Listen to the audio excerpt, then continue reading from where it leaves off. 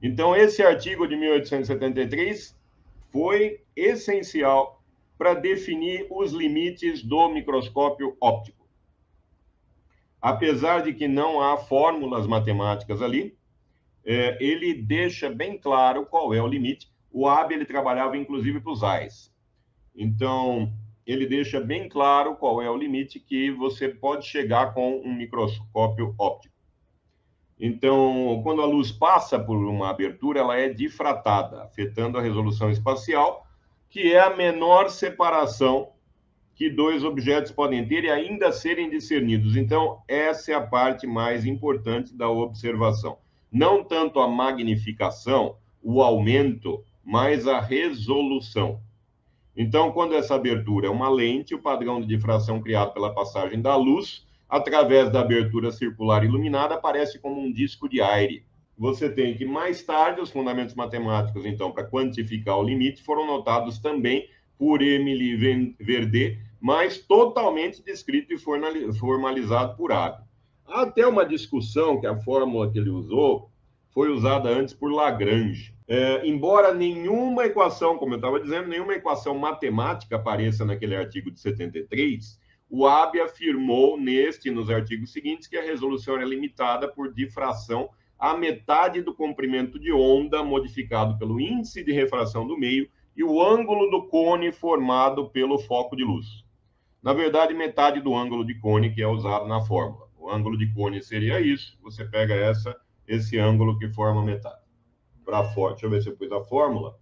Está aqui a fórmula, gente. Então, esta aqui é a fórmula. Lambda é o comprimento de onda. O N é o índice de refração. D é esta distância aqui, entre os dois pontos. Né? E seno de A. Esse A é justamente metade do ângulo de cone de luz. Está aí, então, a fórmula do Abbe. Para microscópios ópticos, isso vai dar 0,2 microns. Então, coisas menores, objetos, amostras menores do que 0,2 microns não poderiam ser mais vistas por microscópios ópticos, justamente por conta do comprimento de onda da luz. Né? Chegando no verde ali, já dá 0,5, já deu 0,2 para o objeto. Então, não dá mais para usar a luz para objetos menores. Será que isso foi, de alguma forma, esse limite foi quebrado? Então, em 2014, ganharam, inclusive, o Prêmio Nobel de Química por conta disso. Você tem o Eric Betzig, Stefan Hell e o William Morner, receberam o Prêmio Nobel de Química de 2014 por terem contornado a limitação científica que estipulava que um microscópio óptico nunca poderia produzir uma resolução melhor do que 0,2 microns. Então, usando a fluorescência de moléculas, isso é muito, muito usado em biologia, é impressionante. Impressionante os avanços que conseguiram, estudo das sinapses cerebrais, inclusive. Os avanços foram imensos, porque nem sempre você pode usar microscópios eletrônicos, né? Então, são caríssimos. Microscópios eletrônicos são absurdamente caros. É uma tecnologia avançadíssima para fazer aqui. Então, será que conseguimos melhorar os microscópios ópticos? Ganharam justamente o Nobel por essa técnica, então, que é a fluorescência de moléculas. Os cientistas podem monitorar a interação entre moléculas individuais dentro das células, observar o agregado de proteínas relacionadas a determinada doença e rastrear a divisão celular no nível nano. Então, passamos para o nanoscópio, não mais o microscópio.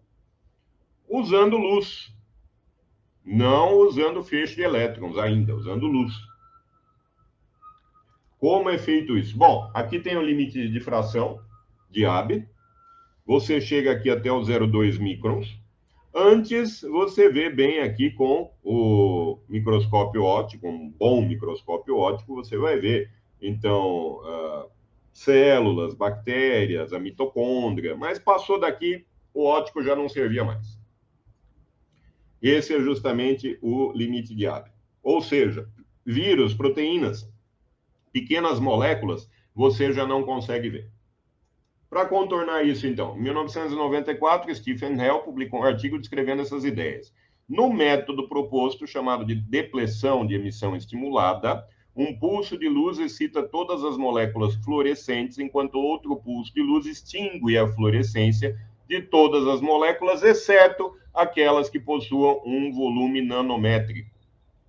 E é justamente essa excitação das moléculas fluorescentes, né? Esse liga-desliga, digamos assim. Então, liga-desliga. E algumas coisas ficam acesas, né? Essas coisas que ficam acesas são de determinado tamanho. Basicamente, é esse o método utilizado. Está aqui, então, o princípio do microscópio STED, né? Você não conseguia ver com muita precisão aqui, por exemplo, uma mitocôndria que está aqui, né? Então, você passa o laser, faz um escaneamento com o laser, depois vai fazer um feixe maior, ou seja, provocando ali justamente essa fluorescência, acende e apaga. E ficam ali coisas só de determinado tamanho, acesas. Vamos ver algumas imagens sobre isso. Então, aqui em cima, como é o microscópio confocal, que é um outro tipo de microscópio também, e aqui usando esse novo método, né, da depleção. Então, você tem aqui, veja que essa parte aqui de baixo, ela tem uma resolução muito melhor que essa parte aqui de cima. O Stephen Hell, ele, não sei se é ainda, mas ele foi diretor do Instituto Max Planck. Veja a diferença de imagens do confocal, que é essa imagem aqui em cima, para o STED aqui embaixo. Uma imagem que tem uma resolução muito melhor. E com essa resolução você consegue fazer estudos também muito mais aprimorados de uma série de estruturas e de mecanismos. Está aqui, então, um processo dendrítico. Dendrítico quer dizer em forma ramificada, né? Em forma de ramos. Processo dendrítico dentro da camada molecular do córtex de um camundongo vivo, fotografado por um microscópio de fluorescência STED de varredura vertical. E aqui você tem ainda a visão ampliada de uma coluna dendrítica, essa coluna aqui, mostrando a dinâmica temporal da morfologia da coluna. Repare que essa barrinha aqui tem 1 micron. 1 micrômetro. 1 micrômetro. Que corresponde a 10 a menos 6, a milionésima parte do metro. E entramos no microscópio eletrônico. Então, muito diferente de um microscópio óptico, ao invés da luz, o microscópio eletrônico usa um feixe de elétrons acelerados para estudar a amostra. Então, você tem a luz visível naquele comprimento de onda, fótons. Aliás, você tem um comportamento, né, a dualidade onda-partícula da luz. Tem tudo isso. Veja, então, microscópio óptico. Desde 1590, você já tem microscópios compostos, objetivo e ocular, foram melhorando as lentes, fazendo inclusive conjuntos de lentes, conjugando lentes, para ver se melhorava a observação. Além disso, trabalhando com a luz. Então, o que nós podemos fazer com a luz? Não dá para ficar usando lâmpada de filamento aí que atrapalha na imagem. Então, vamos deixar a luz mais uniforme. Além disso, podemos fazer luz com alto brilho, podemos fazer luz polarizada, uma série de tratamentos da luz. De acordo com certas observações, você usa corantes. Então, tudo para melhorar, né? Para desenvolver o microscópio óptico. Até que uma hora não é mais possível pelo limite de Abbe, né? O limite de Abbe justamente de 0,2 microns ali.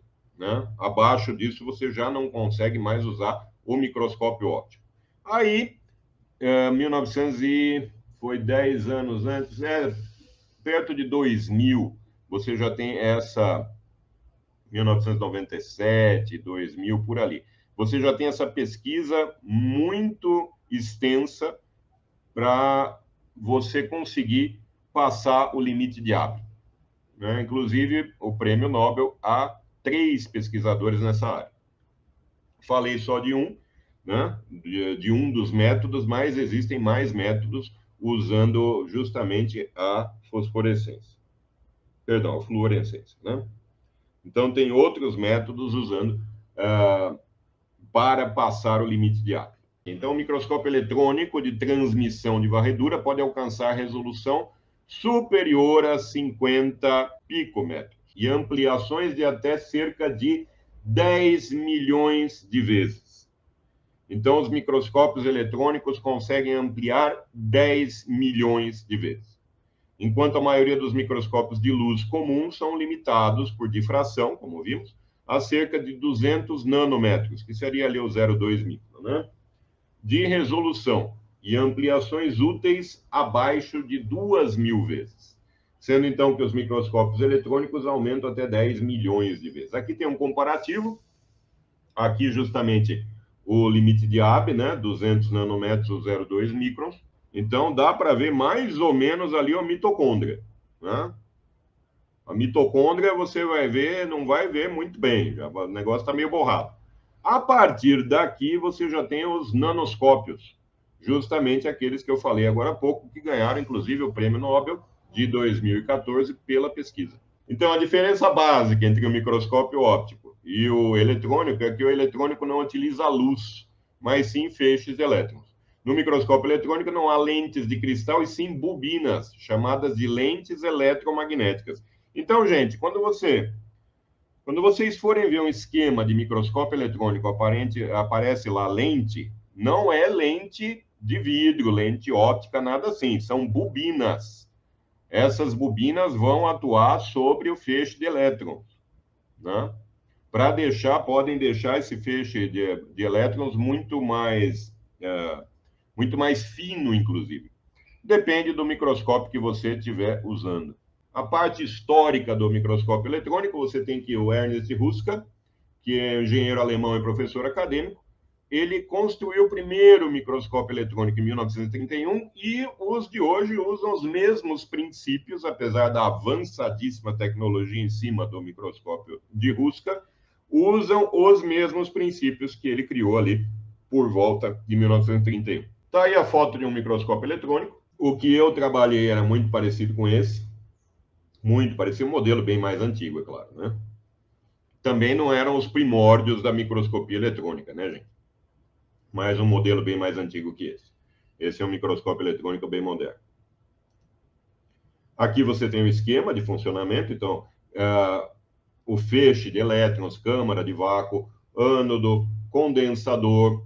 Você tem o de varredura, MEV, microscópio eletrônico de varredura, em inglês, scanning. Então, os elétrons são coletados acima da amostra.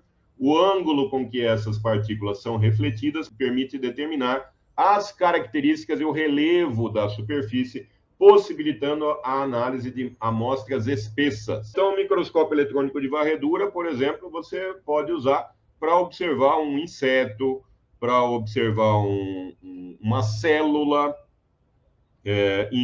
Aquilo vai te mostrar a célula em 3D. Lembrem-se que tudo isso é de forma indireta. Então, você tem elétrons que são refletidos. Veja aqui. Você tem esses elétrons secundários, né? São refletidos a partir da amostra. Você tem elétrons refletidos para cá, que são detectados também. Essas informações coletadas desses elétrons que são refletidos é que vão formar a imagem. Então, é sempre de forma indireta. Então, o de varredura é ótimo para você ver objetos 3D. Então, esse aqui é um fibroplasto sintetizando colágeno. É uma célula bem pequena, né? Deve ter uns 15 microns de diâmetro. E aqui o esquema justamente do microscópio eletrônico de varredura.